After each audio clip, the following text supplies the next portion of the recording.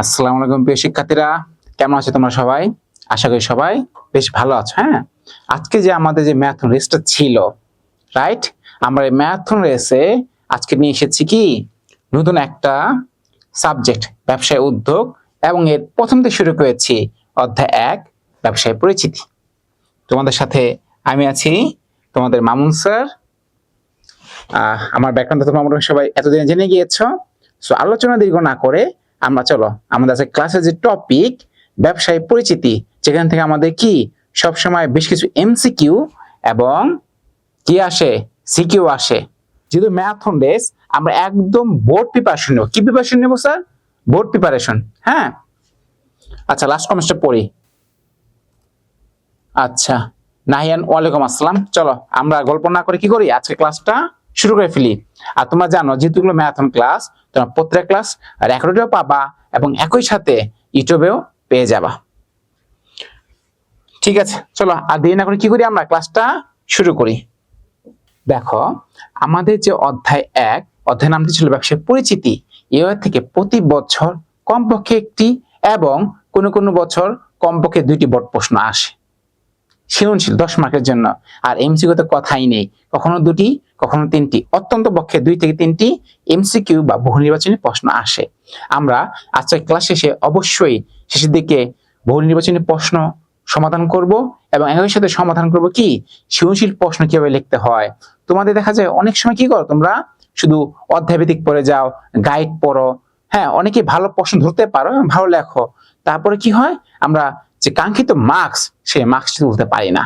তার কারণ একটি, আমরা সৃজনশীল প্রশ্ন লেখার যে পারফেক্ট যে নিয়ম, যে নিয়মে আমাদের সৃজনশীল প্রশ্ন লিখতে হয়, যে সৃজনশীল ভাবে লিখলে আমি 3 এ 3, 4 এ 4 দিয়ে 2 পেতে পারি, সেটা আমরা অনেকেই জানি না।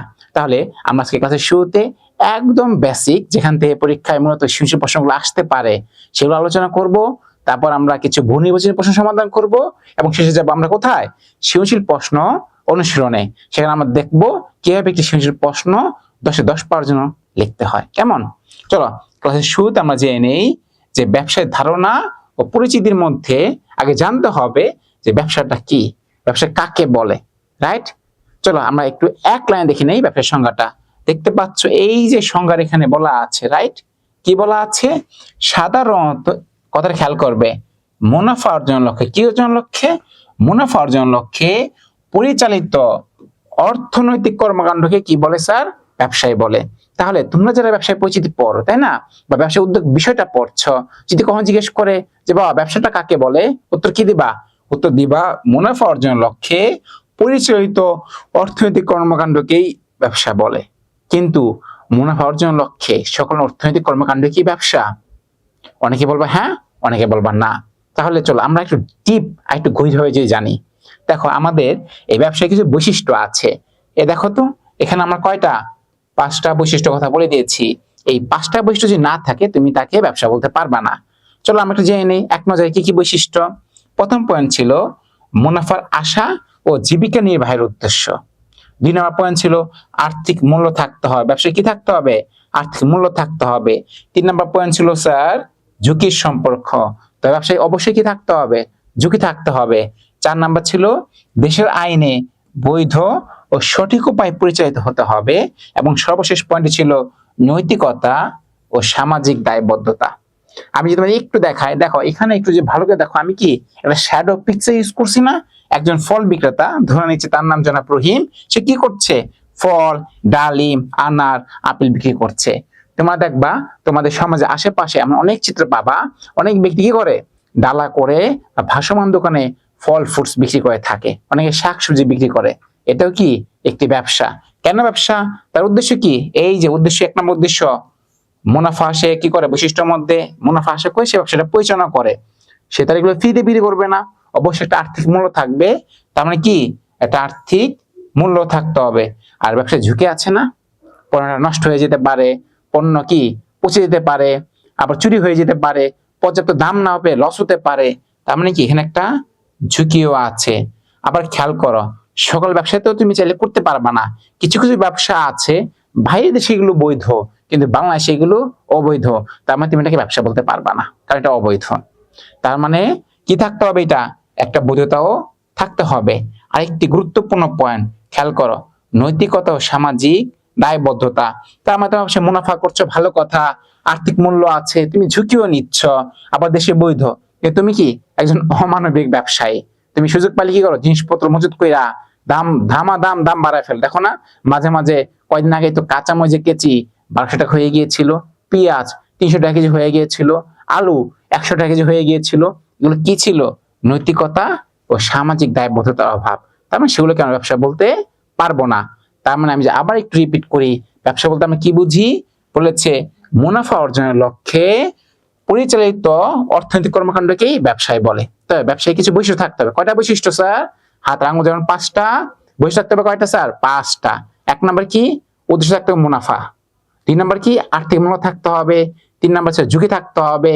4 নাম্বার কি? ব্যবসায় এই যে আইন, দেশে প্রচলিত আইন বৈধ থাকতে হবে। এবং সর্বশেষ প্রয়োজন বা 5 নাম্বার পয়েন্ট বা বৈশিষ্ট্য কি ছিল স্যার? নৈতিকতা ও সামাজিক দায়বদ্ধতা থাকতে হবে। কেমন? তার মানে ব্যবসার মোটামুটি আমরা ধারণাটা কিছু ক্লিয়ার করতে পারলাম। এই বৈশিষ্ট্যগুলো তুমি তোমার আশেপাশে ব্যবসায়ীদের মধ্যে দেখো, তাহলে তুমি সেটাকে ব্যবসায় বলতে পারবা। অন্যথায় এই 5টার মধ্যে থেকে যদি যে কোনো একটি পয়েন্ট তার মধ্যে একটি বৈশিষ্ট্য যদি না থাকে, তুমি তাকে ব্যবসায় বলতে পারবে না। চলো আমরা ব্যবসায় তো জানলাম, তাই না? এখন আমরা দেখব ব্যবসার উৎপত্তি ও ক্রমবিকাশ। এই যে আজকে যে 2025 সালে যে ব্যবসা প্রতিষ্ঠান যেভাবে চলছে, যে ধরনের ব্যবসা আমরা দেখতে পাচ্ছি, ঠিক 500 বছর আগে কি একই ধরনের ব্যবসা ছিল? নিশ্চয়ই না। আচ্ছা, 1000 বছর আগে কি ছিল? 1000 বছর আগে হতো কি এইভাবে তো ব্যবসা প্রতিষ্ঠান হইতো না। তার মানে আমরা দেখলাম যে ব্যবসার উৎপত্তি ও ক্রমবিকাশ ধারাকে আমরা কয় ভাগে? এই যে 3 ভাগে ভাগ করতে হবে। কয় ভাগে? 3 ভাগে। কি? 1 নাম্বার ছিল স্যার এই যে দেখো প্রাচীন যুগ, 2 নাম্বার মধ্যযুগ, 3 নাম্বার আধুনিক যুগ। আমি আবার বলছি, তার মানে ব্যবসার উৎপত্তি, এই যে আজকে যে আধুনিক ব্যবসা প্রতিষ্ঠান, এই যে আজকে এই পর্যন্ত আসে পিছিয়ে কয়টা যুগ ছিল? 3টা যুগ। একটা প্রাচীন যুগ, মধ্যযুগ এবং বর্তমান যেটা আমরা আধুনিক যুগ বলছি। চলো আমি একটু এক নজরে দেখে নিই প্রাচীন যুগ বলতে আমরা কি কি বুঝছি, তাই না? এই যে কথাই তো বলে দিয়েছে প্রাচীন যুগ। প্রাচীন যুগ মাই তো বুঝছি অনেক অনেক আগে, পুরাতন প্রাচীন ব্যবসাগুলো, তাই না? যেমন দেওয়া আছে কি? পশু শিকার, মৎস্য শিকার, ফলমূল আহরণ, কৃষিকার্য, দ্রব্য বিনিময়। খেয়াল করতো এগুলো তো 500 বছর 1000 বছর আগে কি হতো? এই কাজগুলো হতো না। দ্রব্যের বিনিময়ে পণ্য কেনা বেচা হতো। মানুষ তো আগে কৃষিকেই তার প্রধান হিসেবে ট্রিট করতো, বিবেচনা করতো, পরিষ্কার করতো। ওই যে যারা আদিবাসী যারা পাহাড়ে থাকতো, রাইট? যখন থেকে কি মানুষ যখন থেকে আসলে কাপড় চোপড় পরা শুরু করেনি, লতা পাতা পরিধান করতো, তখনও কি ছিল? ব্যবসা ছিল। তবে সেটা তো আজকে আধুনিক পর্যায়ে এত সুন্দর এত বিস্তৃত ব্যাখ্যা বা সংজ্ঞায়িত করা ছিল না, কিন্তু সেই সময় কি ছিল? ব্যবসায়ী ছিল। দেখো পশু শিকার, তারা কি করতো? পশু শিকার করতো না। মৎস্য শিকার, মাছ ধরতো। এবং ফলমূল, যে গাছ থেকে ফলমূল আহরণ করতো, কৃষি কাজ করতো। এবং দ্রব্যের বিনিময়ে দ্রব্য, এটাকে বলা হয় বাটার সিস্টেম। কি সিস্টেম বলে এটাকে? Butter system. মনে রাখবা, দ্রব্যের বিনিময়ে দ্রব্য। পরীক্ষা কেন্দ্রে খুবই গুরুত্বপূর্ণ। অ্যাকচুয়ালি একটা উদাহরণ দিই। যেমন ধরো আমার কাছে কি আছে? আমার কাছে চাল আছে। আবার ধরো আমাদের সাথে নুসরাতের কাছে কি আছে? নুসরাতের কাছে আছে হচ্ছে মাংস। এখন আমি নুসরাত কি দিব? চাল দিব। নুসরাতকে আমি 5 কেজি চাল দিলাম, বিনিময়ে নুসরাত আমাকে 1 কেজি মাংস দিল।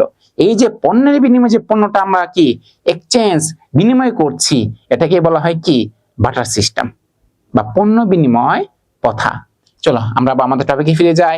প্রাচীন যুগ আমরা বুঝলাম, তাহলে মধ্যযুগ কি ছিল? মধ্যযুগে ছিল প্রাচীন যুগের ঠিক পরে যে যুগটা শুরু হয়েছে সেটা হচ্ছে কি স্যার? মধ্যযুগ।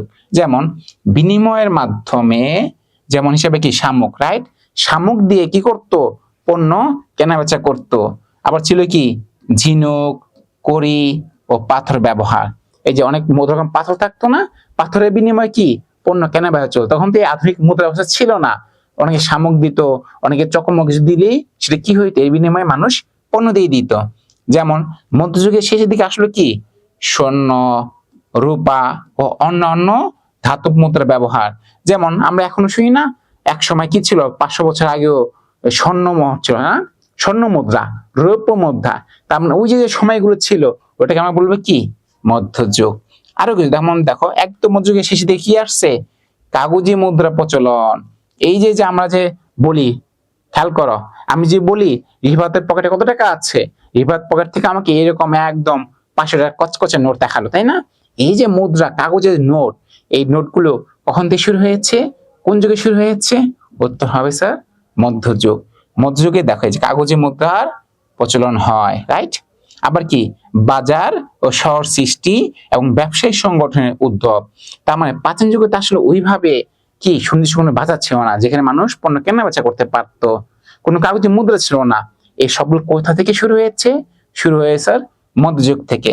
তার মানে মধ্যযুগের মতো আমরা কি কি পাচ্ছি বলতো? স্বর্ণ ছিল, তারপর কি রূপক মুদ্রা ছিল, এবং এই যুগেই মানুষ কি শুরুর দিকে পাথর ও ক্রয় দিয়ে শামুক দিয়ে ঝিনুক দিয়ে হিসাব রাখতো বা মুদ্রার কেনাবেচা করতো, জিনিসপত্র কেনাবেচা করতো, এবং শেষের দিকে কাগজি মুদ্রা প্রচলন ঘটে। এবং শেষে কি ছিল? বাজার ও শহর সৃষ্টি হয় এবং ব্যবসায়ী যে সংগঠন মানে সুশৃঙ্খল ভাবে ব্যবসায় কেনাবেচা চলা শুরু হয়। এভাবে শেষ হয়ে যায় মধ্যযুগ। তারপরে আধুনিক যুগে এসে কি কি বিষয় ছিল, কিভাবে আধুনিক যুগের আমি সূচনা করতে পারি? দেখো বলেছে শিল্প বিপ্লব। এই যে আমরা যারা বিজনেস স্টুডেন্ট, ব্যবসায়িক স্টুডেন্ট, খেয়াল করবা এই শিল্প বিপ্লবটা আমাদের সাথে খুবই জনপ্রিয়। তাহলে তোমরা আমাকে জানাবো তো যে এখন আমাদের কততম শিল্প বিপ্লব চলছে, দেখি কে কে বলতে পারে, আমাকে কমেন্টসে অবশ্যই জানাবা যে এখন স্যার পৃথিবীতে কততম শিল্প বিপ্লব চলছে। দেখো এই শিল্প বিপ্লবের মাধ্যমে কি হয়? আধুনিক যুগের সূচনা শুরু হয়। এখানে কি আছে দেখো, তথ্য ও যোগাযোগ প্রযুক্তির উন্নয়ন, যেমন আমরা কম্পিউটার, মোবাইল ফোন, হ্যাঁ ল্যাপটপ, আর অনেক ধরনের ইলেকট্রনিক ডিভাইস ব্যবহার করি না, এগুলো সব কিসের? আধুনিক যুগের ব্যবসায় এগুলো পরিচালিত হচ্ছে। বৃহৎ উৎপাদন ও বন্টন ব্যবস্থা, যেমন প্রাচীন যুগে মধ্যযুগে কি হইতো না, বৃহৎ পরিসরে কোনো উৎপাদন করার সুযোগ ছিল না।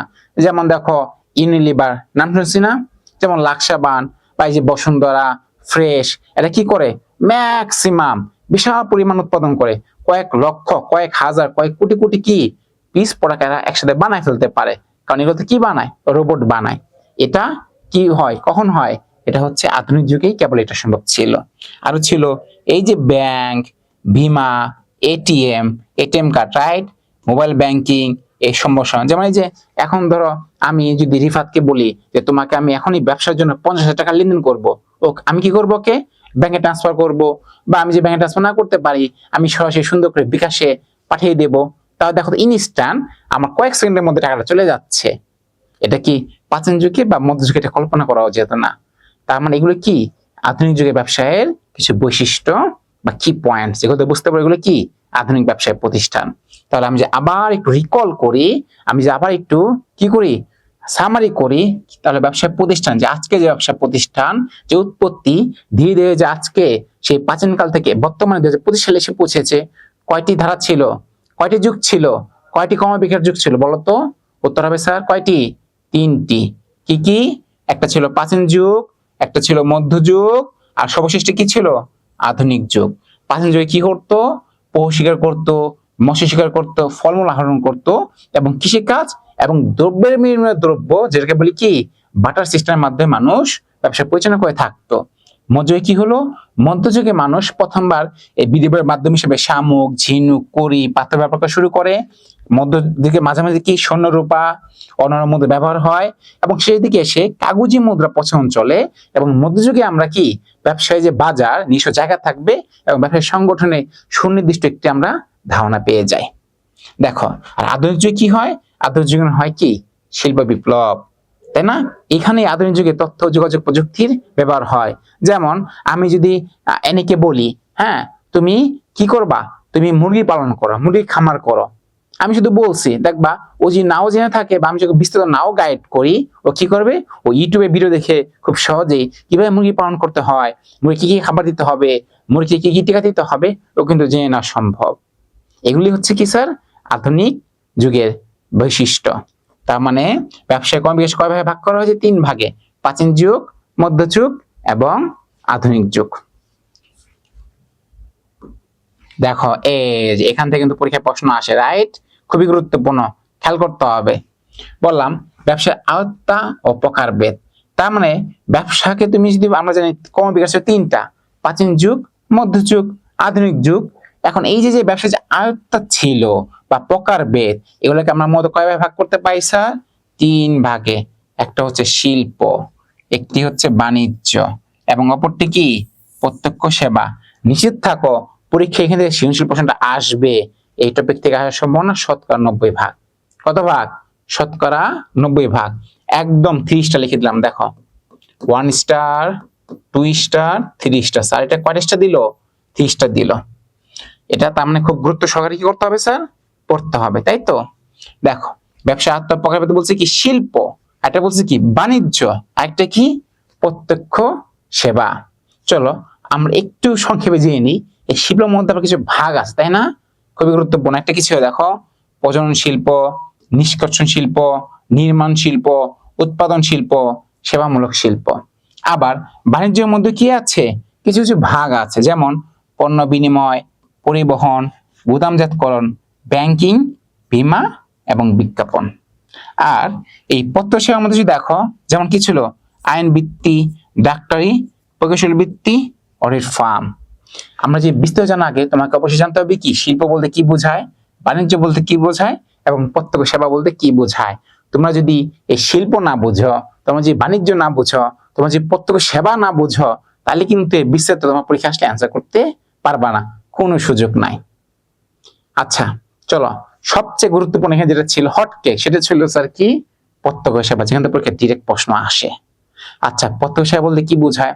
এই যে ধরো তুমি পণ্য উৎপাদনও করবা না, পণ্য বিক্রিও করছো না, তুমি কি করছো? তুমি সেবা দিচ্ছ। সেটা কি? ধরো এই যে সাইমা মেয়েটা দাঁতে ব্যথা, সে দ্রুত কোথায় যাবে? একজন ডেন্টিস্টের কাছে যাবে, তার দাঁত দেখালো, বিনিময়ে ডাক্তার তাকে ওষুধ টষুধ লিখে দিল, তাই না? এখন কি ডাক্তারকে ফি দিবা না? প্রেসক্রিপশন দিবা কিনা বলো, একটা অ্যামাউন্ট দিবা কিনা? এই যে টাকাটা দিচ্ছ, এটা ডাক্তারের জন্য ইনকাম, আয়। ডাক্তার আয় হয়েছে না? এটাই হচ্ছে ডাক্তারের জন্য কি? প্রত্যক্ষ সেবা। আমি বললাম আমি আর রিফাত কি করছি? দুজন মারামারি কইরা একেবারে আমি রিফাতে মাথা ফাটায় ফেলছি। এখন রিফাতে যেহেতু মাথা ফাটায় ফেলছি, তাকে নিয়ে তো হাসপাতালে আমায় যেতে হবে, তাই না? হাসপাতালে যাওয়ার পর কি হলো? ডাক্তার তার মাথায় দুটো সেলাই করে দিল। তারপর কি এখন ডাক্তারকে বিল দিতে হবে না? এই যে আমি যে বিল দিলাম, ডাক্তারের কিন্তু এটা কিন্তু একটা কি আয়। তার মানে দেখো তারা কিন্তু আমার কোনো পণ্য বিক্রি করছে না, তারা কি আমাকে ডাক্তার কি আমার কি 50,000 টাকার কোন প্রোডাক্ট ধরে দিচ্ছে, পণ্য ধরে দিচ্ছে না। আমার কি এনি ডাক্তার বা সাইমার তোমার ধরো যে যেখানে সে গিয়েছিল, আইনজীবী বা ডাক্তার, হ্যাঁ, বা তোমার ধরো আরো আছে ইঞ্জিনিয়ার, যাদের থেকে আমরা বাড়ি ঘর করে নিই। আবার আছে কি অডিট ফার্ম, যাদের থেকে আমরা কি আমাদের আর্থিক অবস্থাগুলো অডিট করায়, সম্পদগুলো অডিট করায়। তারা কি আমাকে কোনো পণ্য দেয় না, আমাদের কি দেয়? সেবা দেয়। এই যেমন তোমার হাতে যে মোবাইল ফোনটি তুমি চিন্তা করে দেখো, তোমার যে নেট কিনে যে আমার সাথে ক্লাসে যুক্ত হয়েছ, তা কি তোমাকে কোনো পণ্য দিয়েছে? না, তারা দিয়েছে কি তোমাকে?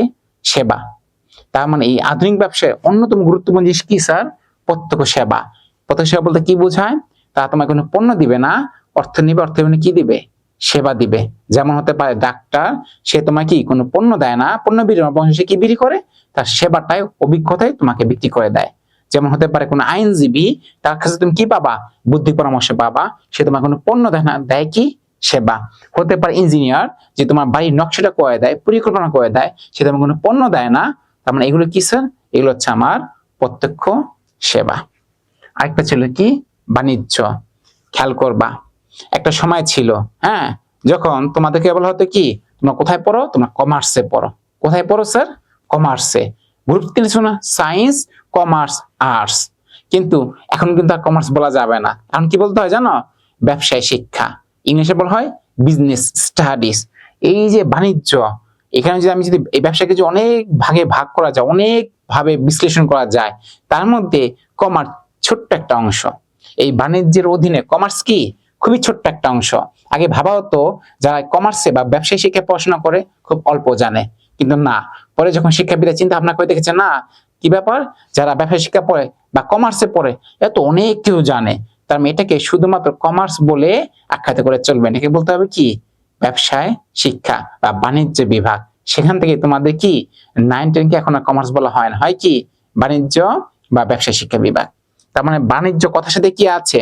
অনেক কিছু আছে। এর সাথে আছে কি পণ্য বিনিময়, হ্যাঁ, আছে পরিবহন, আছে গুদামজাতকরণ, আছে ব্যাংকিং, আছে বীমা, আছে কি স্যার? আছে হচ্ছে বিজ্ঞাপন। দেখো আছে বীমা, আছে স্যার বিজ্ঞাপন। এগুলো আবার কিছু উপযোগ আছে, উপযোগের বাধা আছে, আমরা ঠিক পরে সেগুলো আলোচনা করব। জাস্ট তুমি পয়েন্টগুলো মনে রাখো যে কোনটা শিল্প, কোনটা বাণিজ্য, কোনটা প্রত্যক্ষ সেবা। জাস্ট পয়েন্টগুলো মনে রাখো, আমরা বিস্তারিত প্রসেসটা আরো আলোচনা করব। শিল্পের মধ্যে বাবা এই নামগুলো মনে রাখা অত্যন্ত আবশ্যক। প্রজনন শিল্প, নিষ্কাশন শিল্প, নির্মাণ শিল্প, উৎপাদন শিল্প, সেবামূলক শিল্প। তোমার যে বইটা আছে না, ওই বইয়ের মধ্যে দেখবে এগুলি কি বিস্তারিত ব্যাখ্যা আকারে লেখা আছে। এগুলো ধৈর্য ধরে বইগুলো রিডিং পড়তে হবে। যে বইগুলো তুমি বুঝে রিডিং পড়তে পারো, আর আমার ক্লাসে যদি একটু ক্লাসে উপস্থিত থাকো, প্রেজেন্ট থাকো, দেখবা সব একদম পানির মতো সহজ হয়ে গিয়েছে।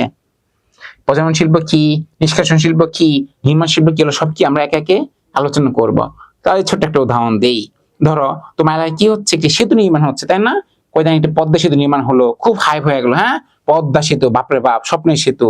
এই যে পদ্মা সেতু নির্মাণ হচ্ছে না, এটা হচ্ছে দেখো নির্মাণ শিল্পের উদাহরণ। আবার বলছে নিষ্কাশন শিল্প। খেয়াল করো, এই যেমন কয়লা, যেমন খনি থেকে তোমার তেল উৎপাদন করে, তাই না? খনি থেকে কি করে, তেল নিয়ে আসে, নিষ্কাশন করে নিয়ে আসে। আবার ধরো কি আছে তোমার, যেমন কয়লা খনি থেকে কয়লা তুলে, এগুলো সব কি নিষ্কাশন শিল্প, যেখান থেকে খুঁজে খুঁজে তুলে বের করে আনা হয়। আবার কিছু সেবামূলক শিল্প আছে, এগুলো আমরা আলোচনা করব। চলো আমরা একটু ভিতর দিকে যাই। এই যে দেখো, বাণিজ্যের বাধা ও উপাদান, একটু করে 3 স্টার, রাইট? কি শিল্প, বাণিজ্য, প্রত্যক্ষ সেবা, এখানে দিতে হবে কি 3 স্টার। এটাও পরীক্ষা সৃজনশীল প্রশ্ন এখানে আসার সম্ভাবনা শতকরা কি 95%। আগেরটা ছিল 90%, আর এটা কি শতকরা 95%। এটার উপরে খেয়াল করতে হবে। চলো একটু লক্ষ্য করি। দেখো, বাণিজ্যের বাধা ও উপাদানগুলো দেখি। ব্যবসা ক্ষেত্রে বাধা আছে কয়টা দেখো তো। 1 নাম্বার সত্যগত বাধা, 2 স্থানগত বাধা, 3 সময়গত বাধা, 4 অর্থগত বাধা, 5 ঝুঁকিগত বাধা, 6 তথ্যগত বাধা। তার মানে আজকে যদি আমি একটা ব্যবসা প্রতিষ্ঠান শুরু করতে চাই, বা ধরো আমাদের নুসরাত যে একটা ব্যবসা প্রতিষ্ঠান শুরু করতে চায়, তা কয়েকটা বাধা আসতে পারে, মোটামুটি 5 আর 1, এই 6টি বাধা আসতে পারে। সেগুলো কি স্যার, যদি নামগুলো আমরা আবার দেখি। শর্তগত বাধা, স্থানগত বাধা, সময়গত বাধা, অর্থগত বাধা, ঝুঁকিগত এবং তথ্যগত। কয়টা? 6টা। 5 আর 6, আমাদের বাধাও কয়টা? 6টা। দেখো এখন এই বাধাগুলো আমরা কিভাবে বুঝবো, তাই না? চলো জেনে নেই। দেখো এই সত্যগত বাধা কিভাবে সৃষ্টি হতে পারে? পণ্য বিনিময় বা ক্রয় বিক্রয়ের মাধ্যমে এই বাধা সৃষ্টি হতে পারে। স্থানগত বাধা কি? যেমন পরিবহনজনিত সমস্যা। সময়গত কোনটা? গুদামজাতকরণ। অর্থগত কোনটা? ব্যাংকিং। ঝুঁকিগত কোনটা? বীমা। তথ্যগত কোনটা? বিজ্ঞাপন। দেখো ভূমিকা কি, এই পাশে এখানে কি দেওয়া আছে, ভূমিকা দেওয়া আছে, বলা আছে মালিকানা সংক্রান্ত বাধা দূর করে। যেমন যদি একটা পণ্য আসল মালিককে, এরকম যদি তোমার কোনো কি দোটানা থাকে, তুমি যদি কনফিউজ হয়ে যাও, হ্যাঁ, বুঝতে না পারো যে মালিকানাটা কার মালিককে, কোন পণ্যের মালিককে, এটা হচ্ছে আমার কি সত্যগত বাধা। এটা পণ্য বিনিময়, ক্রয় বিনিময়ের মাধ্যমে কি হয়, বা ক্রয় বিক্রয়ের মাধ্যমে বাধাটা দূর করা সম্ভব ছিল। স্থানগত বাধা দূর করে কিভাবে? পরিবহন। যেমন ধরো তোমার যারা অনেকে দূরদূরান্ত থাকো, ধরো একটা ইলিশ, তাই না, চাঁদপুর ইলিশ খুব বিখ্যাত। এখন চাঁদপুরে ধরো, চাঁদপুর ঢাকার রাস্তাঘাটের অবস্থা ভালো না। কারণ চাঁদপুর ইলিশ ধরবে, ধরে ঢাকায় আনা কি সম্ভব? রাস্তার যে ভালো না থাকে, সম্ভব না। ইলিশ মাছগুলো কি শুধু চাঁদপুরের মধ্যেই দাম কমে যাবে, পচে নষ্ট হবে, ব্যবসা প্রসার হবে না। তার মানে এই যে পরিবহনের কারণে যে সমস্যাটা হচ্ছে, এটা কি? এটা আমার স্থানগত বাধা। স্থানগত বাধা দূর করতে পারে কিভাবে? ভালো পরিবহনের মাধ্যমে স্থানগত বাধা দূর করা যায়।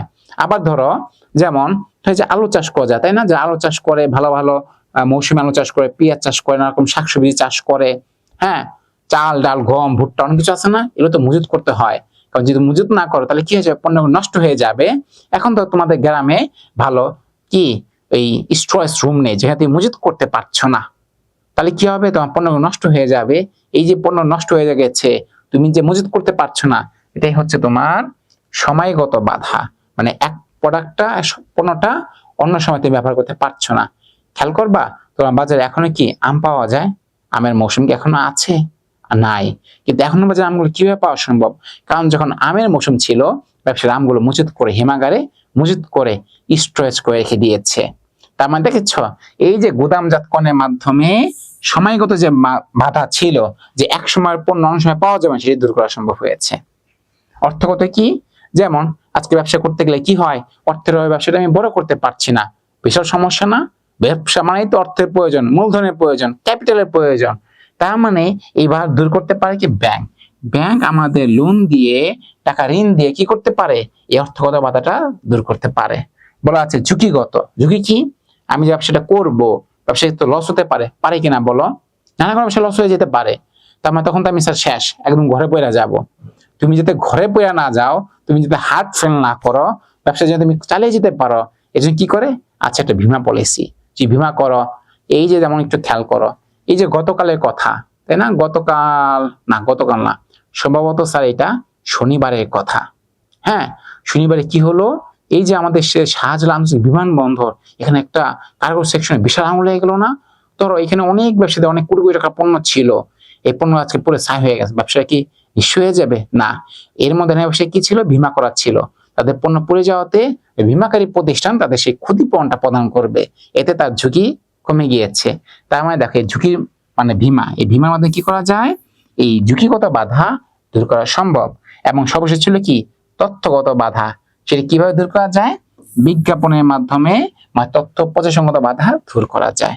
সেটা কিভাবে, ধরো এই পণ্যটা ভালো না খারাপ তুমি আমি তো জানি না, তবে কি করতে হবে, কোম্পানি যদি যত বেশি বিজ্ঞাপন দিবে, তার কোম্পানির পণ্যটা আমাদের কাছে এসে পৌঁছাবে, আমরা পণ্যটা কিনতে উৎসাহিত হব। তার মানে কি বললাম, ব্যবসার ক্ষেত্রে বাধা কয়টা আছে? বাধা আছে কয়টা স্যার? এই যে এই 6টা, রাইট? আর এই বাধা দূর করা যায় কিভাবে? এই 6টা, যেমন পণ্য বিনিময়, পরিবহন, প্রধানজাতকরণ, ব্যাংকিং, বীমা ও বিজ্ঞাপনের মাধ্যমে এই 6টা বাধা দূর করা সম্ভব। এই স্লাইডটা একটু স্ক্রিনশট নিয়ে রাখো, বা আমাদের একটা ক্লাস যখন তোমাদের সাথে আমি শেয়ার করব, অবশ্যই কি করতে হবে স্যার, এটা দেখে নিতে হবে। কেমন? তোমাদের কমেন্টস গুলো পড়বো, হ্যাঁ? আচ্ছা 2 মিনিট, কমেন্টস গুলো পড়বো, ধৈর্য।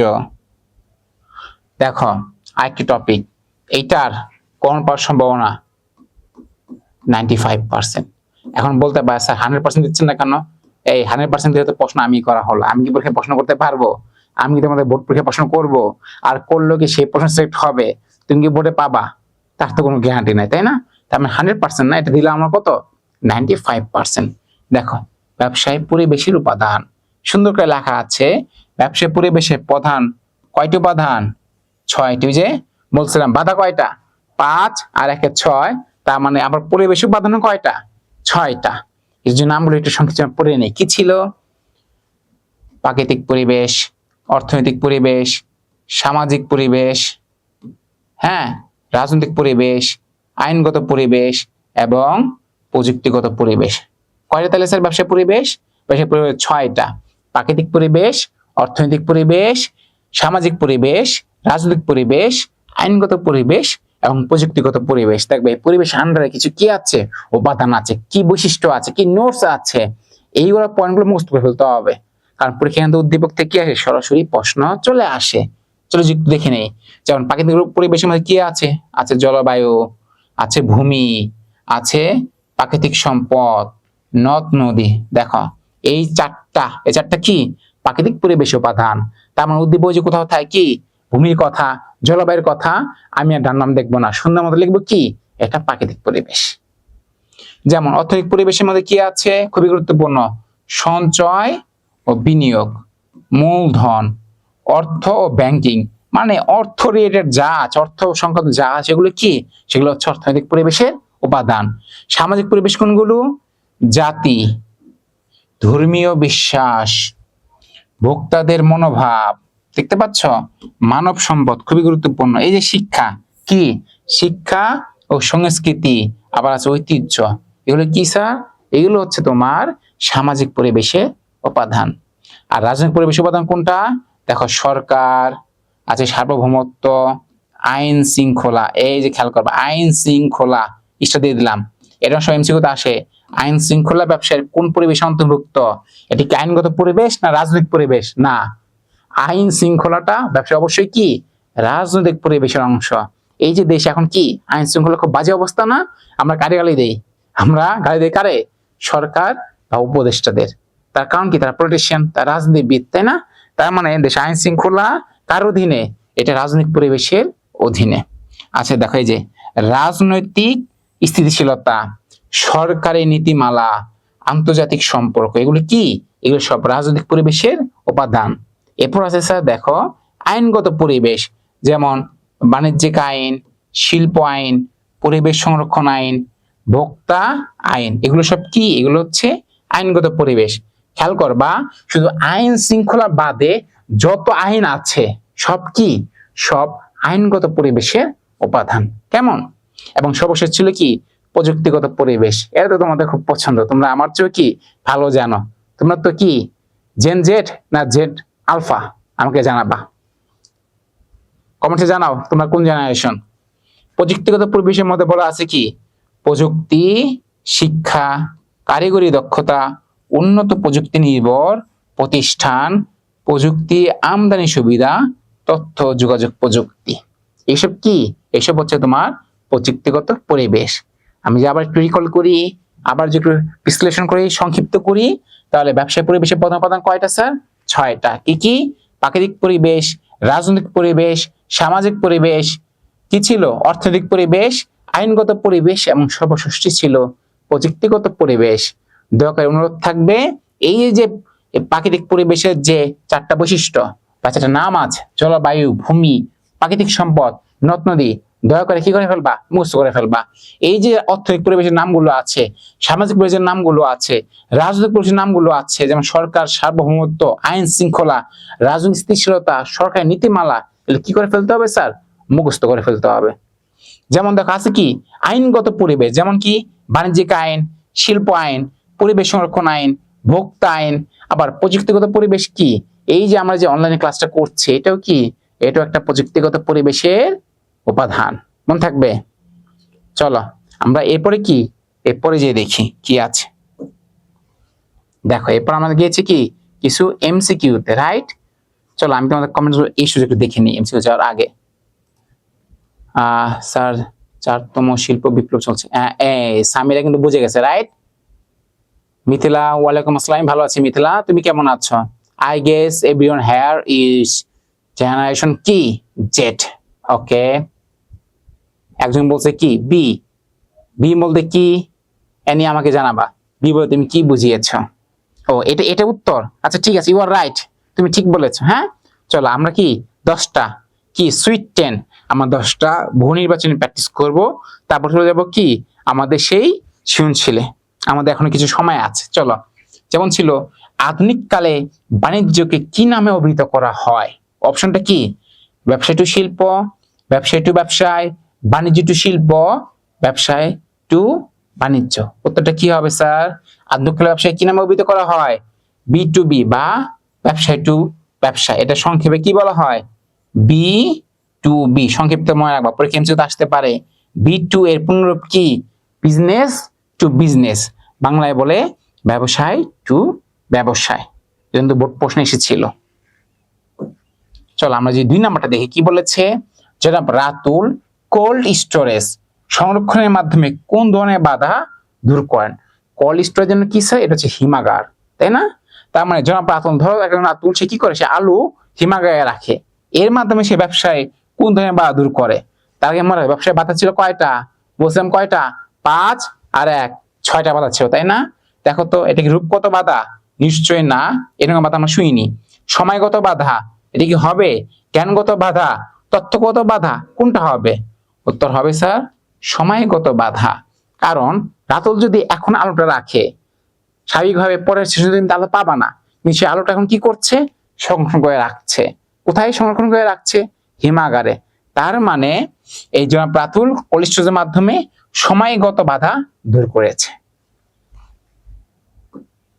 আমরা 3 নাম্বার দেখি, বলেছে ব্যবসায়ের প্রধান উদ্দেশ্য কি? একদম কি ডাল ভাত, তাই না? ডাল ভাত প্রশ্ন। ব্যবসায়ের প্রধান উদ্দেশ্য কি হবে? সমাজ কল্যাণ, জনকল্যাণ, অধিক সঞ্চয়, নাকি কি হবে এখানে বলতো? এখানে একটু ভুল হয়ে গিয়েছে। হ্যাঁ, এমসিকিউ একটু ভুল হয়েছে। এটা কি? অধিক সঞ্চয় না, এটা হবে স্যার অধিক মুনাফা। লিখে দিচ্ছি। তার মানে ব্যবসায়ের প্রধান লক্ষ্যটা কি স্যার? ব্যবসায়ের প্রধান উদ্দেশ্য হচ্ছে কি? অধিক মুনাফা। মনে রাখবা, ব্যবসায়ী সবসময় কি চায়? শুধু মুনাফা করতে চায়। তার ব্যবসায় প্রধান উদ্দেশ্য হচ্ছে কি স্যার? অধিক মুনাফা। চলো আমরা যদি 4 নাম্বার এমসিকিউটা দেখি কি বলেছে। পরিবহন কোন ধরনের উপযোগ সৃষ্টি করে? এই যে তোমাদের 6টা আমি উপযোগ শিখিয়েছিলাম, তাই না? এখানে তো দেখছো অনেকগুলো বোর্ড পরীক্ষায় প্রশ্ন এসেছে। তাহলে পরিবহন কোন ধরনের উপযোগ সৃষ্টি করে? এটা কি সময়গত, জ্ঞানগত, স্থানগত না তথ্যগত? সঠিক উত্তর কি হবে স্যার? উত্তর হবে স্থানগত। ওই যে আমি একটু উদাহরণ দিলাম না, যে সামিরাকে নিয়ে, যে সামিরা যদি ব্যবসা প্রতিষ্ঠান কি করে, ও যে চলে যায়, ধরো ও চাঁদপুর থেকে কি করবে, ঢাকা পাঠাবে, পরিবহনের মাধ্যমে পাঠাচ্ছে, তার মানে চাঁদপুরের পণ্য ঢাকাতে চলে আসছে। ও চাইলে এটা আমেরিকাও পাঠাতে পারে, রাশিয়াতেও পাঠাতে পারে। তার মানে এই পরিবহনের মাধ্যমে কোন ধরনের উপযোগ সৃষ্টি করে স্যার? উত্তর হবে জ্ঞানগত। ঠিক আছে, একটু মুছে নেই, একটু দাগ পড়ে গিয়েছিল। ঠিক আছে, দেখো 5 নম্বর এমসিকিউ ছিল পরিবহন কোন ধরনের উপযোগ সৃষ্টি করে? উত্তর কি ছিল স্যার? উত্তর ছিল এটা স্যার স্থানগত, তাই না? আমরা যে পরের প্রশ্ন দেখি, দেখো বাণিজ্যের কোন উপাদানটি ব্যবসায়ের তথ্যগত বাধা দূর করে? ছিল 6টা বাধা ছিল, তার মধ্যে কি তথ্যগত বাধা ছিল কিনা? অবশ্যই ছিল। তার মানে বাণিজ্যের কোন উপাদানটি ব্যবসায়ের তথ্যগত বাধা দূর করে? চলো এমসিকিউ চেক করি। বিজ্ঞাপন, বীমা, ব্যাংকিং না পরিবহন? উত্তর কি হবে স্যার? বিজ্ঞাপন। এই বিজ্ঞাপন বা বাণিজ্যের কোন উপাদানটি কি বাণিজ্যের তথ্যগত বাধা দূর ছিল? এটা কে দূর করে? দূর করে হচ্ছে স্যার বিজ্ঞাপন। কেমন? আমার যে পরে এমসিকিউতে ফিরে যায়, দেখো 7 নাম্বার কি ছিল? নিচের কোনটি আধুনিক ব্যবসার একটি গুরুত্বপূর্ণ শাখা? ব্যবসা শাখা ছিল কয়টা? অনেকগুলো ছিল, তাই না? খেয়াল করতে হবে, আধুনিক ব্যবসায়ের একটি গুরুত্বপূর্ণ শাখা, সেটা কি শিল্প না, সেটা কি বাণিজ্য না, পরোক্ষ সেবা? এই নামটার মধ্যে কোনো সেবাই আমরা এখানে পড়ি নাই, তাই না? উত্তর একটাই, ডি। সেটা কি স্যার? প্রত্যক্ষ সেবা। আধুনিক ব্যবসায়ের সবচেয়ে গুরুত্বপূর্ণ শাখা কোনটি? প্রত্যক্ষ সেবা। চলো আমরা যে 8 নম্বর প্রশ্নটা পড়ি, যে খনি থেকে কয়লা উত্তোলন কোন শিল্পের অন্তর্গত? মা তোমার যে খনি, তাই না, খনি থেকে তুমি কয়লা তুলছো, তোমার মানে কি আমি সেটা নিষ্কাশন করছি, তার মানে কি শিল্প হবে? নিষ্কাশন শিল্প। নির্মাণ শিল্প হবে না, যেমন সেতু নির্মাণ, নির্মাণ শিল্প। প্রজনন শিল্প কোনটা? ওই যে হাঁস মুরগি খামা, এগুলো প্রজনন শিল্প। উৎপাদন শিল্প কোনটা? ওই ধান গম চাষ করছে, এগুলো উৎপাদন শিল্প। তার মানে নিষ্কাশন শিল্প কি একমাত্র কি, যেমন খনি থেকে কয়লা উত্তোলন, এটা কোন ধরনের শিল্পের অন্তর্ভুক্ত? নিষ্কাশন শিল্পের অন্তর্ভুক্ত। চলো 9 নাম্বার এমসিকিউ ছিল জনাব আলী জেলা সদরে চেম্বার খুলে ওকালতি শুরু করেন, জনাব আলীর কাজটা কি বলে? ওই যে বললাম জনাব আলী কি করছে, সে জেলা সদরে ওকালতি শুরু করছে। এখন এটা কি? এটা কি আর্থিক সেবা না প্রত্যক্ষ সেবা না সামাজিক সেবা না পারিবারিক সেবা? উত্তর কি হবে স্যার? এটা কি প্রত্যক্ষ সেবা, কারণ আর্থিক সেবা বলতে কিছু হয় না, তাই না? আর সামাজিক সেবা তো না, সে ফ্রিতে কিছু করছে না। আর পারিবারিক, সে তো শুধু তার পরিবারকে সেবা দিবে না, কারণ সে পুরো এলাকা সবার জন্য করছে না। তার মানে এটা কি? এটা প্রত্যক্ষ সেবা। তার মানে উত্তর হবে জনাব আলী জেলা সদরে চেম্বার খুলে ওকালতি শুরু করেন, এটা জনাব আলীর কাজটা কি বলবো আমরা? প্রত্যক্ষ সেবা। চলো আমাদের আজকে লাস্ট এমসিকিউ, ভাঙা রাস্তার মেরামত করা কোন শিল্পের অন্তর্ভুক্ত? অপশন এ প্রজনন, অপশন বি নির্মাণ, অপশন সি নিষ্কাশন, অপশন ডি হচ্ছে উৎপাদন। প্রজনন তো হবে না, তাই না? তাহলে কি হবে স্যার? এখানে দেখতে পাচ্ছি অপশন বি নির্মাণ। কারণ রাস্তা তো কি করা হয়? নির্মাণ করা হয়। নিষ্কাশন হবে না, কারণ আমি তো রাস্তার খুঁড়া কিছু বের করতে পারতাছি না। উৎপাদনও হবে না। তুমি কি রাস্তা বানাবা, মানে উৎপাদন করবা, মাটিতে পুঁতে দিবা, রাস্তা হবে? নিশ্চয়ই না। তার মানে ভাঙা রাস্তা মেরামত করা কোন শিল্পের অন্তর্গত? অপশন বি নির্মাণ শিল্পের অন্তর্ভুক্ত। এই ছিল আমাদের 10টা সুপার কমন এমসিকিউ। ঠিক আছে, এবার চলো আমরা কি করব, আমরা একটু সৃজনশীল প্রশ্ন দিকে যাব। তোমরা কি বোরিং হয়ে যাচ্ছ কিনা কমেন্টে জানাও। অনেকে মনে কি বোরিং হয়ে গেছে, বাচ্চারা ঘুমিয়ে পড়ো না, ঘুমিয়ে পড়ো, আর একটু বাবা, আর 10টা মিনিট একটু খেয়াল করি, নাকি তোমরা একটু ব্রেক চাচ্ছ? আমাকে জানাও। দেখো আমরা এখানে কি বোর্ডের স্ট্যান্ডার্ড কিছু সিকিউ সৃজনশীল প্রশ্ন তুলে দিয়েছি। হ্যাঁ, কখন তোমরা জানি, কখন তোমরা পড়ে নিতে পারবা, এগুলো আসলে একদম বানিয়ে খুব লেখা যায় না, কিন্তু গ আর 3 মার্কস আর 4 মার্কের জন্য যে 4 নাম্বারটা সেগুলো কি করা যায়, এগুলো লেখা যায়। কেমন? একটু আমরা যদি দেখে নেই। যেমন আমরা যে প্রশ্ন পড়ি, উদ্দীপক, একটা উদ্দীপক তোমরা থাকে, তাই না? তো উদ্দীপক যেমন একটা পড়ি, কি বলছে? মধুপুরের বিলকিস বেগম, রাইট? কে সে? বিলকিস বেগম। সে কি করে? সে আনারসের ফেলে দেওয়া পাতা দিয়ে কাজ শুরু করেন। তিনি পাতাকে প্রক্রিয়াজাত করে কুটির শিল্প সামগ্রী কি করে? কুটির শিল্প সামগ্রী প্রস্তুত করেন। প্রথম দিকে দক্ষ কারিগর এবং প্রচারের, আচ্ছা একটু দাঁড়াও, আমার হয়তো একটা ফোন আসছে, আমি ফোন একটু পিক করি। হ্যাঁ, চলো আমরা দুইটা সৃজনশীল একটু অনুসরণ করে ফেলি। হ্যাঁ, বলছে মধুপুরে বিলকিস বেগম। মধুপুর খুব একটা ভালো জায়গা, হ্যাঁ, যেখানে আনারসের জন্য খুব বিখ্যাত। তোমরা কে গিয়েছো কিনা আমাকে জানাবা। আর মধুপুর আনারস কিন্তু খুবই মিষ্টি হয়। I love this. মধুপুরে বিলকিস বেগম আনারসের ফেলে দেওয়া পাতা নিয়ে কাজ শুরু করেন। তিনি পাতাকে প্রক্রিয়াজাত করে কুটির শিল্প সামগ্রী প্রস্তুত করেন। প্রথম দিকে দক্ষ কারিগর এবং প্রচারের অভাব অনুভব করেন। তার সক্রিয় কর্মতৎপরতা এই বাধাগুলোকে অবসান করে ভালো মুনাফা করেছেন। এটা ছিল একটা উদ্দীপক পর্ব।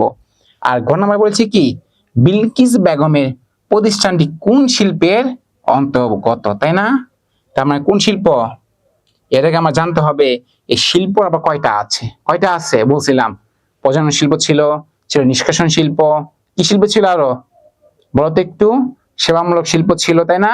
উৎপাদন শিল্প ছিল, আরো ছিল কি বলো? নির্মাণ শিল্প, তাই না? এই যে শিল্পগুলোর মধ্যে তার মানে এটা কোন শিল্পের মধ্যে অন্তর্গত আমার তো জানা দরকার, তাই না? আমরা আবার দেখি বিলকিস বেগম কি করছে, সে আনারস ফেলে দেওয়া পাতা দিয়া কি করছে, কাজ শুরু করছে। পাতাকে প্রক্রিয়াজাত করে কুটির শিল্প সামগ্রী প্রস্তুত করেন। প্রথম দিকে কারিগর এবং প্রচারের অভাবে অনুভব করেন। তার সক্রিয় কর্মতৎপরতা এই বাধাগুলো পোষণ করে ভালো মুনাফা অর্জন করেছে। প্রশ্ন বলছে বিলকিস বেগমের প্রতিষ্ঠানটি কোন শিল্পের অন্তর্গত। একটু যেমন দেখো এখানে আমি কি এই যে ঘ নাম্বার উত্তরটা লিখে দিয়েছি। কত নাম্বার উত্তর এটা? চল লিখেই দিই। এটা হচ্ছে কি গরুর ঘ নাম্বার প্রশ্নের উত্তর, রাইট? এখানে যদি খেয়াল করো তো এটা 3 মার্কের প্রশ্ন ছিল। কয় মার্কের প্রশ্ন ছিল? 3 মার্কে। এই দেখো পয়েন্ট কয়টা করছি? একটা পয়েন্ট, একটা পয়েন্ট, এই একটা পয়েন্ট। কয়টা পয়েন্ট? 3টা পয়েন্ট। দেখতে পাচ্ছ কিনা জানাও। তার মানে আমার ঘ মার্কে যে প্রশ্নটা আসবে প্রয়োগমূলক প্রশ্ন যেটাকে আমি বলছি, এখানে 3 মার্কের জন্য আমাকে অবশ্যই 3টা পয়েন্ট লিখতে হবে। 4 মার্কে যে প্রশ্নটা আসে তার জন্য কয়টা প্যারা করতে হবে? 4টা প্যারা বা অনুচ্ছেদ করতে হবে।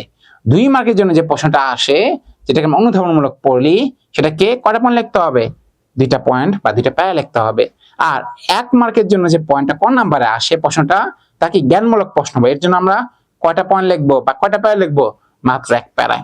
চলো যে উত্তরটা একটু পড়ে তোমাদের লিখে নিয়ে এসেছে। হ্যাঁ, ছিল কি বিলকিস বেগমের প্রতিষ্ঠানটি উৎপাদন শিল্পের অন্তর্গত। কোন শিল্প? উৎপাদন শিল্পের অন্তর্গত। দেখো তো আমার প্রশ্ন বলেছিল যে বিলকিস বেগমের এই যে কাজটা কোন শিল্পের অন্তর্গত, আমি 1 লাইন দিয়েছি, সেটা কি উৎপাদন শিল্পের অন্তর্গত। 1 লাইন বলছি না? তার মানে এই যে 1 লাইনটা আমি লিখলাম এই জন্য পরীক্ষা তুমি পাবা 1 মার্কস। আবার দেখবা তোমার বন্ধু মোটামুটি 2-3 পেজ লিখে ফেলছে, হ্যাঁ, সে পাইছে কত? 0। কারণ সেখানে দিছে নিষ্কাশন শিল্প। আর ডান বাম নাই, সে কত পাবে? সে পাবে 0। তার মানে তুমি যে বাকি কোনো কিছুই না লেখো, শুধু একটা লাইন লিখে ফেলো যে জনাব বিলকিস বেগমের প্রতিষ্ঠানটি উৎপাদন শিল্প অন্তর্গত, শুধু একটা লাইন লেখছো উৎপাদন শিল্প, তুমি পরীক্ষায় 3 পাবা, নিচে 3 পাবা। সে দিতে বাধ্য, শিক্ষক তোমাকে দিতে বাধ্য। কিন্তু তুমি 2-3 পেজ লিখে ফেলেছ, শুধু উৎপাদন শিল্পটা লেখনি, তুমি কত পাবা? 0। দেখো প্রথম প্যারা কি করছে, আমি উৎপাদন শিল্প লিখে ফেলেছি।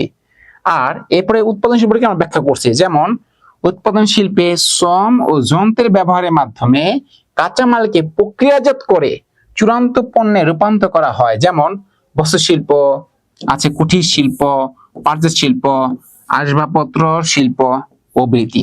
উৎপাদন শিল্পের দ্বারা কাঁচামালকে প্রক্রিয়াজাত করে চূড়ান্ত পণ্যের রূপান্তর করা হয়। তার মানে এখানে আমি কি করেছি, ওই যে পয়েন্টটা আমি লিখলাম উৎপাদন শিল্প, সেটা ব্যাখ্যা করেছি যে উৎপাদন শিল্প বলতে আসলে কি বোঝায়, উদাহরণ দিয়েছি। আর 3 নম্বর পারে কি করেছি স্যার? 3 নম্বর পারে আমরা লিখে দিয়েছি এই যে উৎপাদন শিল্পের সাথে আমার যে উদ্দীপক মধুপুরে বিলকিস বেগম, তার সম্পর্কটা কি ছিল একটু চলো পড়ে দেখি। যেমন ছিল উদ্দীপকে বিলকিস বেগম আনারসের ফেলে দেওয়া পাতা নিয়ে কাজ শুরু করেন। তিনি পাতাকে যে প্রক্রিয়াজাত করে কুটির শিল্পের সামগ্রী প্রস্তুত করেন। তিনি কাঁচামালকে প্রক্রিয়াজাত করে পণ্য প্রস্তুত করেন। তার উক্ত কাজটি উৎপাদন শিল্পের অন্তর্গত, কেননা উৎপাদন শিল্পেই কাঁচামাল প্রক্রিয়াজাত করে ব্যবহার উপযোগী পণ্যে তৈরি করা হয়। তাই বলা যায় বিলকিস বেগমের প্রতিষ্ঠানটি উৎপাদন শিল্পের অন্তর্গত। একদম ছোট এবং স্বাভাবিক উত্তর। তুমি যেভাবে গুছিয়ে লিখতে পারো, তুমি পরীক্ষায় গ মার্কসে, ঘর জন্য 3 মার্কে 3 পেয়ে যাবা, কোনো সন্দেহ নাই। তার মানে লেখার সিস্টেমটা কি, তোমাকে কয়টা পায়া লিখতে হবে? 3 মার্কের জন্য 3টা পায়া লিখতে হবে। প্রথম পায়া লিখবা কি জ্ঞানমূলক, একদম সঠিক উত্তরটা অ্যাকুরেট টু দ্য পয়েন্ট উত্তরটা লিখে ফেলবা। যদি নিষ্কাশন শিল্প হয় নিষ্কাশন শিল্প লিখবা, যদি উৎপাদন শিল্প উৎপাদন শিল্প লিখবা, যদি প্রজনন শিল্প হয় প্রজনন শিল্প লিখে ফেলবা। একদম এক লাইন উত্তরটা লিখবা, এক আঙুল গ্যাপ রাখো বা দুই আঙুল গ্যাপ রাখো। পরে কি, যেহেতু উৎপাদন শিল্প হচ্ছে উৎপাদন শিল্প বলতে কি বোঝায় নিজের মতো করে 3-4টা লাইন লেখো। এবার কি করবা, ওই যে উদ্দীপকে যেটা আছে এর সাথে উৎপাদন শিল্প কেন উৎপাদন শিল্প হইলা, তুমি কেন উৎপাদন শিল্প লেখলা, ব্যাখ্যা একটা কি করবা, মিল করবা, মিল দিয়ে একটা ব্যাখ্যা লিখে দিবা। জাস্ট এটুকু লিখলে কত পাবা, 3-এ 3। মন থাকবে? আমরা যে বুদ্ধিভিত্তিক ভাবে যে না চিন্তা করি শুধু কষ্ট হবে, মার্কস আসবে না। তার মানে এটা ছিল একটা প্রশ্ন। হ্যাঁ, তোমরা পরে পড়তে পারবা। দেখো এখানে কি আরো একটা প্রশ্ন ছিল, যেমন আরিফ হোসেন দীর্ঘ 12 বছর ধরে সাভারে একটি স্পিনিং মিলে চাকরি করেন। সুতার বিষয়ে তার অনেক জ্ঞান ও ভালো অভিজ্ঞতা আছে। তিনি এই অভিজ্ঞতাকে কাজে লাগিয়ে নানা রং বেরঙের সুতা ব্যবহার করে নিজ বাড়ির সদস্যের সহায়তায় সুতার টুপি, ওয়ালমেট ও চাদর তৈরি কারখানা স্থাপন করেন। কারখানার উৎপাদিত পণ্য স্থানীয় বাজারে ব্যাপক চাহিদা সৃষ্টি করে। তাই তিনি সরকারি ব্যাংক থেকে ঋণ নিয়ে ব্যবসায়িক সম্প্রসারণ ও শ্রমিক বৃদ্ধি করেন। তাহলে প্রশ্ন ছিল আরিফ হোসেনের ব্যবসায় ধরন কোনটি? তার মানে আরিফ হোসেন যে ব্যবসাটা করে সেটা কি ধরনের ব্যবসা ছিল? হ্যাঁ, সেটা কি শিল্প, না বাণিজ্য, না প্রত্যক্ষ সেবা? উত্তরটা তোমরা আমাকে কি করবা, জানাবা। 4 মার্কে ছিল শিল্প উন্নয়নের জনাব আরিফ হোসেনের করণীয় কি? এই যে তাদের সমস্যা ছিল তাই না, যে স্থানীয় ব্যাংক থেকে সে ঋণ নিয়ে ব্যবসার সম্প্রসারণ শ্রমিক বৃদ্ধি করে, এটা আসলে আরিফ হোসেনের করণীয় কি? শিল্প উন্নয়নের ক্ষেত্রে ব্যবসা আরো বড় ক্ষেত্রে সে আর কি কি করতে পারতো? এটা প্রশ্ন দিলাম, প্রশ্নটা পড়বা, পাশে কিন্তু লাইন্স করে দিয়ে দিয়েছি, শুধু ক্লাস শেষে কি ঘুমানোর জন্য না। দেখো আরেকটা প্রশ্ন ছিল যে আমরা একটু পড়ি, যেমন আনিসুর রহমান পশু খামারের উপর প্রশিক্ষণ নেন। অপর্যাপ্ত পুঁজি এবং ব্যাংকিং সুবিধার অভাবে তিনি তার খামারটি ভালোভাবে প্রতিষ্ঠা করতে পারেননি। তিনি মনে করেন ব্যবসায় পরিবেশের সবগুলো উপাদান উন্নয়ন করতে পারলেই ব্যবসা বাণিজ্যের বেশি প্রসার হবে, যার ফলে সঞ্চয়, মূলধন ও জাতীয় আয় বৃদ্ধি পাবে এবং মানুষের জীবনযাত্রার মান ত্বরান্বিত হবে। এই যে শব্দগুলো খেয়াল করবা, সঞ্চয়, মূলধন ও জাতীয় আয়, তাই না? এগুলো কোথায় ছিল? ব্যবসায় পরিবেশন কয়টা বলছিলাম? 5 আর 1 6, হাতে আঙুল 5টা, এর সাথে যোগ করবে 1টা, 6টা। ব্যবসায় পরিবেশ উপাদান 6টা। ক নম্বর বলছে জনাব আনিসুর রহমান এই যে খামার প্রতিষ্ঠায় পরিবেশের কোন উপাদানটি বাধা তৈরি করলো? কোন উপাদান বাধা করছে বলতে পারবা? অর্থনৈতিক, প্রাকৃতিক, সামাজিক, রাজনৈতিক, না প্রযুক্তিগত? আর 4 মার্কের জন্য বলছে মানুষের জীবনযাত্রার মান উন্নয়নে ব্যবসায় গুরুত্ব উদ্দীপকের আলোকে বিশ্লেষণ করো। খেয়াল করো, যেহেতু এখানে বলছে সঞ্চয়, তাই না, মূলধন ও জাতীয় আয় বৃদ্ধি, তার মানে আমরা কি একদম নিঃসন্দেহে ধরে নিতে পারি এটা কি হবে? এটা হবে অর্থনৈতিক। কেমন? ঠিক আছে, আজকে ক্লাসটা অলরেডি তোমাদের শেষের দিকে, অনেক আলোচনা করে ফেলেছি। এগুলো বোর্ড কোশ্চেন, এগুলো বোর্ডে আসছে। আমি যে তোমাকে ঘ নাম্বার যে প্রশ্ন দেখাইছি যেভাবে সমাধান করতে হবে, স্টেপ বাই স্টেপ লিখতে হবে। 3 মার্কের জন্য 3টা পায়া লাগবা, 4 মার্কের জন্য 4টা পায়া অনুচ্ছেদে লাগবা। তাহলে কি 3 4 তো 4 পাওয়া যায় না, তবে 4 যদি খুব ভালো লেখো 4 তবে সেটা ব্যতিক্রম। আর ব্যতিক্রম সবসময় উদাহরণ হতে পারে না, এটা রেয়ার কেস। তবে খুব ভালো লেখে 4 এর জায়গায় 3 পাওয়া যায়। তারপর তুমি 1 1 পাও, 2 2 পাও, 3 3 পাও, 4 যদি 3ও পাও তুমি 10 পাচ্ছ 9। এ প্লাস পাওয়ার জন্য আসলে বিকল্প নেই। তোমাদের যদি কারো কোনো প্রশ্ন থাকে আমাকে জানাই ফেলো। আমাদের ক্লাস একদম শেষের দিকে, ক্লাসটা ক্লোজ করে ফেলবো। কারো যদি কোনো কোশ্চেন থাকে জানাও। কেমন? কে গল্প শুনতে চাইছে? কে গল্প শুনতে চায় বলো? কে যেন কমেন্ট করে, স্যার আমরা গল্প শুনতে চাচ্ছি, বলো কে গল্প শুনতে চায়, তাই গল্প শোনাবো আজকে। সামিরা কি বলছো? না স্যার কোনো কোশ্চেন নেই। ওকে ঠিক আছে। Inan we all want to. আচ্ছা তোমরা কি গল্প শুনতে চাচ্ছ? ওকে, হ্যাঁ স্টোরি শুনতে চাই, ঠিক আছে। আমার লাইফে আসলে অনেক স্টোরি। তোমরা এখন কি টাইপ স্টোরি শুনতে চাও? হরর স্টোরি, না পড়াশোনার স্টোরি, না লাভ স্টোরি, না মারামারি স্টোরি? কি শুনতে চাও আমাকে জানাও, কেমন?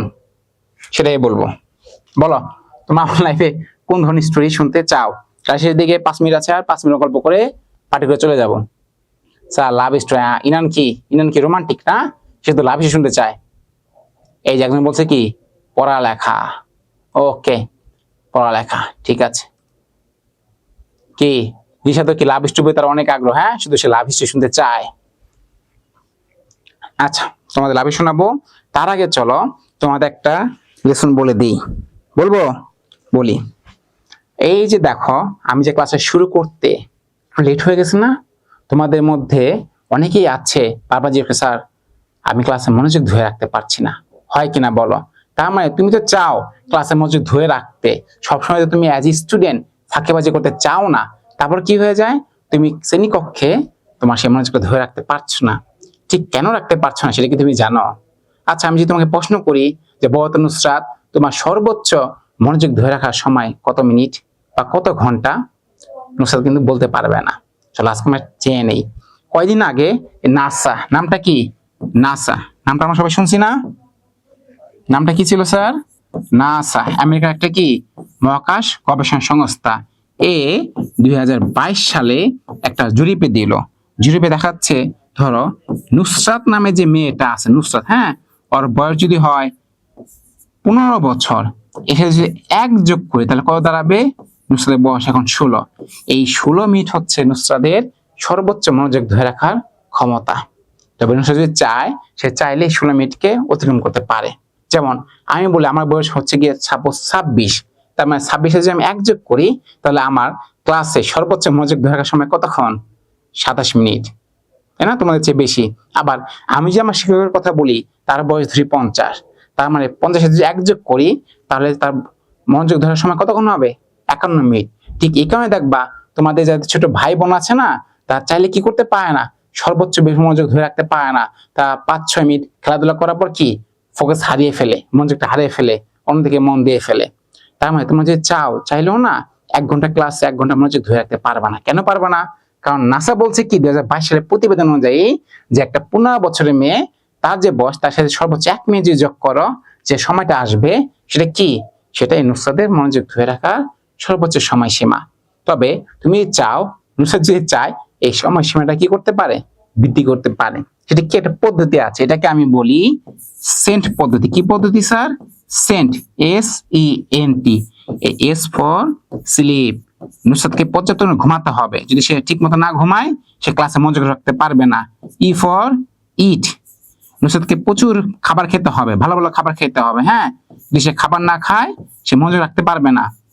আর এন ফর নো ডিস্ট্রাকশন, ক্লাসে তাকে কি করা যাবে না? বিরক্ত করা যাবে না মনোযোগ ধরে রাখার জন্য। টি ফর কি? Take notes. এই যে তোমরা যে ক্লাস করো না, কি করতে হবে স্যার? আমাকে নোটস গুলো নিতে হবে। স্যার যে গুরুত্বপূর্ণ টপিকগুলো আলোচনা করে এগুলো কি করবা? এগুলো খাতায় লিখে ফেলবা। তাহলে কি কি বললাম? প্রথমে একজন শিক্ষার্থীকে পর্যাপ্ত ঘুমাতে হবে। তুমি শিওর করো তুমি নিম্নে 6 থেকে 7 ঘন্টা ঘুমাচ্ছ দৈনিক। কি করতে হবে? পর্যাপ্ত নিউট্রিশন, ভালো ভালো খাবার খাইতে হবে, মাছ, মুরগি, ডিম, দুধ, শাকসবজি খাবা, তাই তো ব্রেনটা কাজ করবে। 3 নাম্বার কি বলছি? No distraction. তোমাকে যখন পড়তে বসবা তোমাকে বিরক্ত করে এমন কিছু কি করা যাবে না, এমন কিছু তোমার আশেপাশে রাখা যাবে না। মোবাইল ফোনে দূরে থাকতে হবে, খেলনা থেকে দূরে থাকতে হবে, টেলিভিশন থেকে দূরে থাকতে হবে, ফেসবুক থেকে দূরে থাকতে হবে। তাহলে কি মনোযোগটা বাড়বে। বলছি কি টেক নোটস, আর শুধু পড়াই বুঝছি আর নোট করার প্রয়োজন নাই এমন কাজ করা যাবে না। তাই সেগুলো কি করতে হবে? নোটস করতে হবে। তাহলে দেখবে ক্লাসে তুমি এই যে 16 মিনিট নোটসের সময়সীমা সেটা তুমি 20 মিনিট 25 মিনিটে করতে পারবা। ঠিক আছে, চলো মানে নতুন একটা জিনিস জানলাম, তাই না?